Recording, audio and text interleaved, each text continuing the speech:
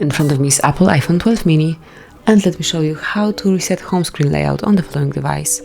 So as you can see now, we've got 1, 2, 3, 4 windows opened, active, and if you even 5 of them.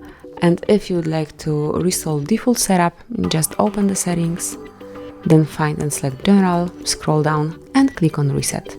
Here click on Reset Home Screen Layout and select Reset Home Screen. And now let's go back to your home screen. As you can see, it has been reset, so we've got just 3 windows and it's all segregated as it was previously, like in the default setup. So that's it, that will be all.